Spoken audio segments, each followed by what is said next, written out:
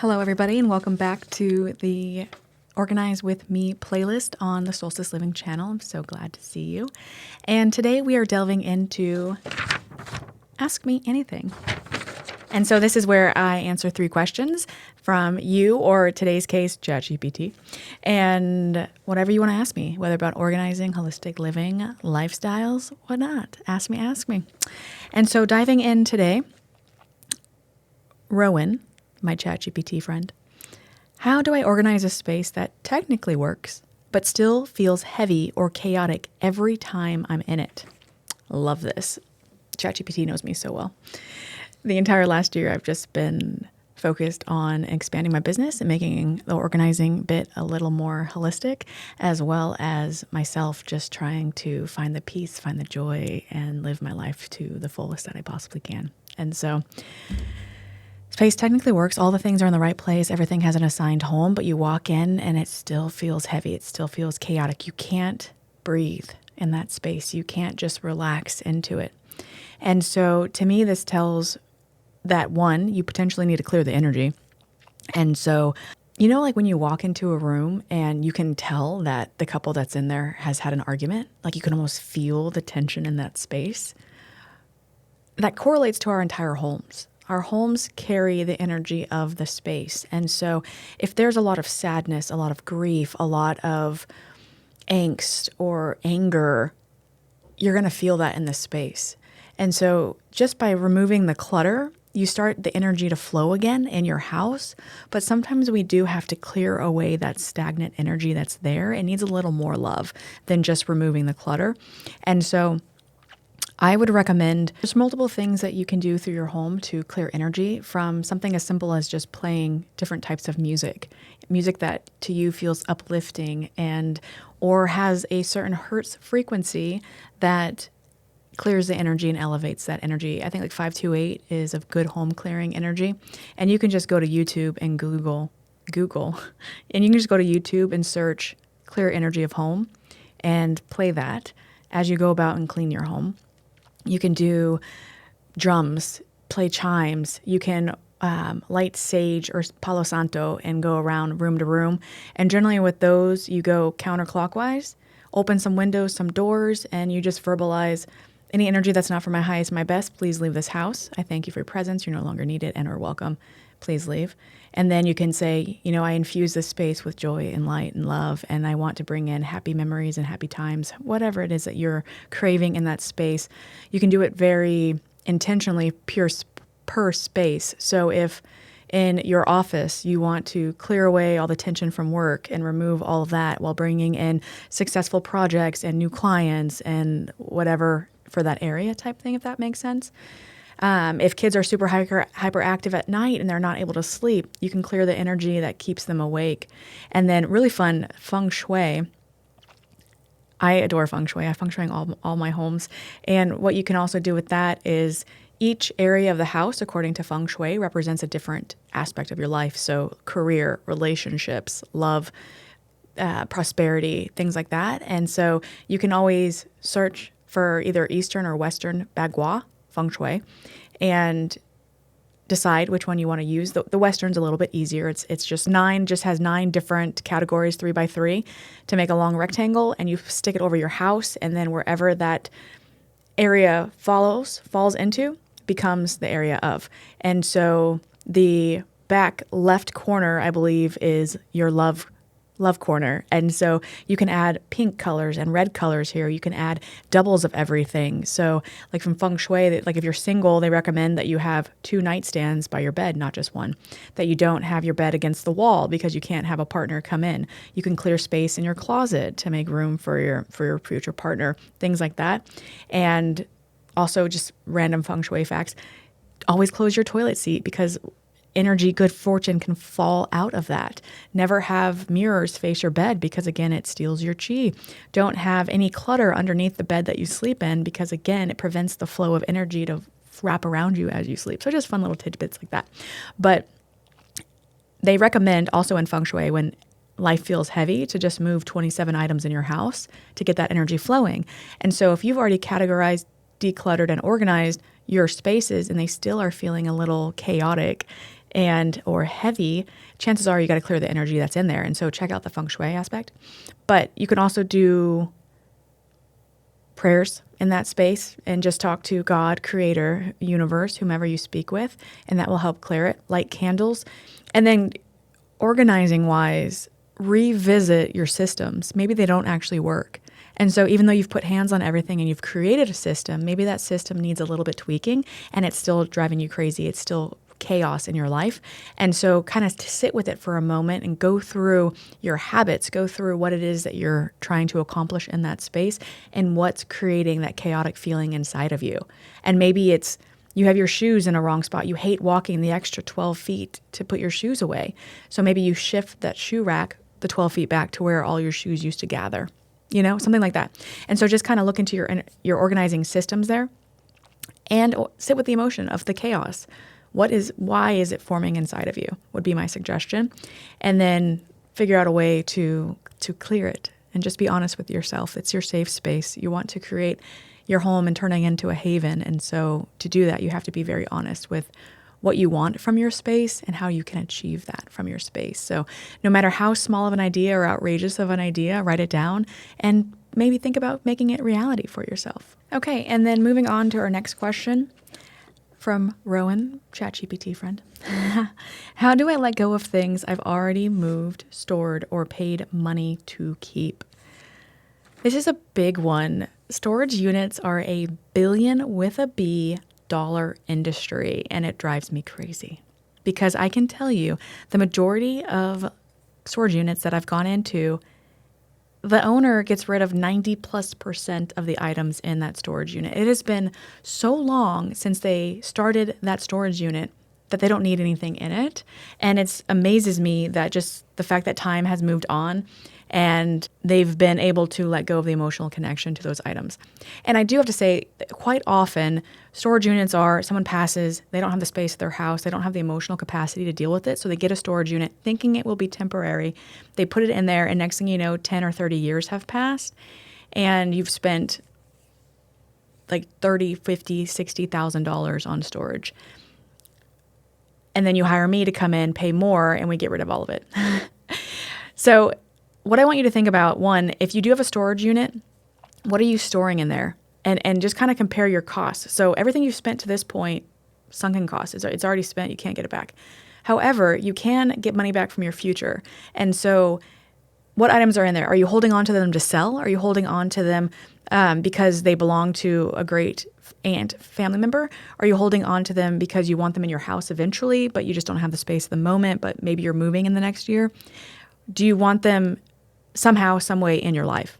Or are you just holding on to them because you weren't ready at the time to make a decision, and so you kind of stuck it there as a holding pattern, but then you've never revisited it, and now potentially it's building up in your mind, and you're just like, I can't do it. It's way too much. I just can't. You keep putting it off, and you're putting it off because you're semi-terrified of what you will find in there. And the reality is just bring a friend, hire an organizer, go check it out, and it might be less than you think it is, would be my assurance on that part. What I do find, especially in garages, because garages become the dumping zone, and so people put the decisions they don't want to make today out in the garage typically. And what I've also found in garages, when it's that category of items, people are able to make the decision today. And so these unmade decisions that have been weighing on people's minds, again, enough time has passed where people are just like, oh, I can get rid of this today. I can let this go.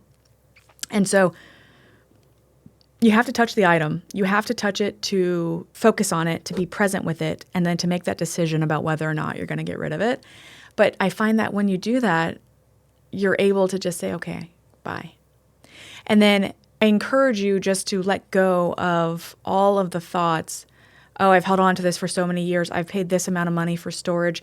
I've had movers move this piano 7 times. Like, I've put a lot of money into this. Great. Okay. And you used it in the homes for 7 times, 7 years, however long you lived in those spaces, right? You've gotten the enjoyment from it. It's okay to let it go right now. It's okay to say goodbye. I do kind of girl math when I am taking a vacation and you buy the flight in advance. Maybe you book a couple hotels. You might do the car rental. And so you pay all those costs, a month, 6 months, however far in advance you book your things. And so to me, that cost is not associated with that trip. And so when the day the trip comes, I'm at a zero balance. And so that trip cost is the food I spend, the accessories we do, maybe the clothes I buy for it, potentially, depending on how close up to the trip I do.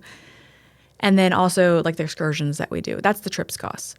I don't factor in all the other things because I already paid them off. They were like last month's bill. Like they are not this month. And so kind of think of it that way, that everything that you've already paid for something up to this point, let it go. It does not count in the tallies when you are figuring out whether or not to keep an item. The only thing that you should be questioning is, do I want to keep this? Is this improving my life? Is this bringing me joy? Is this functional? That's it. And so just kind of take away everything up to this point that you have put towards it. Does that make sense? And so in conclusion, I would just give you permission to let it go. If that is what you truly want inside of you and you've only been holding on to it for guilt or obligation, like just let it go. But bare minimum, go to those storage units, go to those garages, put hands on these items that you have been terrified to touch for the last year, 7 years, 100 years, however long, and just see, you might be ready to let it go. And so I encourage you to go take a look in those spaces. Okay, and then our next question is, what is your advice for letting go of sentimental items without feeling guilty or like I'm losing the memory associated with them? Okay, that is a wonderful question. Guilt is huge, huge, huge in the decluttering and organization world life process. I find that every single client has items that they hold on to because they were given from X person. And I would say of those people, maybe 25%, when I ask, will they really care if you get rid of this, respond yes. That they're the type of person that when they come to their house, they're like, where's that blue dish I gave you in 1977? And I'm flabbergasted by these people. If you are one of these people, please take a look inside of yourself and ask yourself why it's such a big, important deal that they need to display your bowl when you go visit their house. Why do you need that validation? Yeah, I'm calling you out on that one. So I tell my clients that a gift is given with no obligation except your joy. And once a person gives a gift, they relinquish all attachment to that gift and attachment to your reaction to that gift.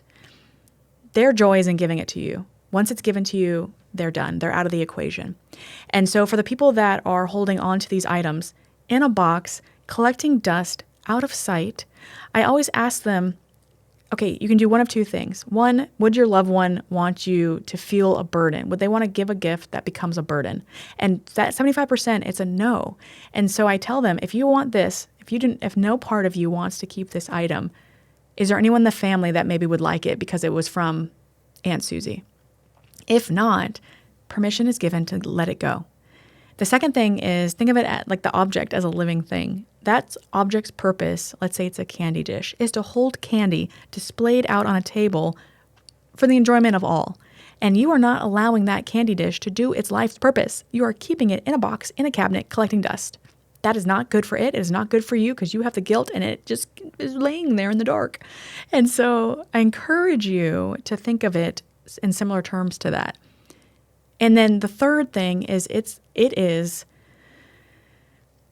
taking up prime real estate. If you look at your entire house as prime real estate to fill with things that make your life better, easier, and more functional, it is doing no purpose of any of that. It has no purpose except for to guilt you emotionally. And so again, get rid of it.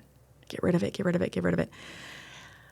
With all of that being said, if there are sentimental items, but you're overrun with the sentimental items, let's be more intentional with the items that you're keeping. And so I encourage people to make individual boxes for loved ones that they want to keep keepsakes for. And so let's say it's a grandparent. Any letters that they wrote you, pictures you've taken with them, trips, if they've given you gifts that you really love, you can put them in a box, a bin. And it can be a shoebox size. It can be a huge bin that has to fit in the attic, whatever space you need for that person. And then you have a couple choices. If your keepsakes then expand beyond the box limits, you can go through it and get rid of some items, and you are keeping literally only that shoebox is what you're allowing yourself. That's fine. You can also take photos of different items. So if they gave you, 50 teddy bears, but you don't want to keep 50 teddy bears and you can't turn those teddy bears into another quilt because you have 7 of those already, take pictures of each teddy bear, either with you or with the person, with grandma, and then you can put them in a photo album on your phone labeled grandma photos or photos with grandma. And then anytime you want a grandma fix, so to say, you would go to that album and you would see the pictures with grandma. And I love that aspect of it. And you can back up your photos too, so make sure you have it saved in 2 places. But we don't necessarily need the clutter. And while photos, whether electronic version or the printed phone photos, it's still clutter. It's a lot more accessible and containable than keeping those 70 or however many number I said teddy bears, correct? And that goes across the board about anything. So be just intentional and consider what you're keeping. And I had just mentioned this the other day. If you have something that you don't love at all that represents a person and you're keeping it because it does remind you of that person, and so that's a happy, loving memory, but you have another item that also evokes those same emotions inside of you, the happy, loving memory, but you love that item and it's actually displayed, let go of the one you don't like because you have the other one. And even if you lost both items, you would still have that love inside of you. You could still pull on it and feel it. And so my suggestion to you is just to sit with your own feelings for a while, consider why you're holding on to the items truly, and if it's not serving you in your highest and best, let it go, and then figure out a way to still hold on to these items without it spreading clutter throughout your entire house would be my suggestion. Yes? Comment below. Let me know what is the most random gift you've ever received that you have felt obligated to hold on to forever, and then also let me know what system you created in order to memorialize your loved ones and keep a shoebox bin, a family notebook, photo book, what you're doing to remember your loved ones. And comment below and let me know if you did find any gems that you'd forgotten about that are now back in your life, and what percentage of items you're able to actually let go of once you re-looked at those spaces. So good luck to you.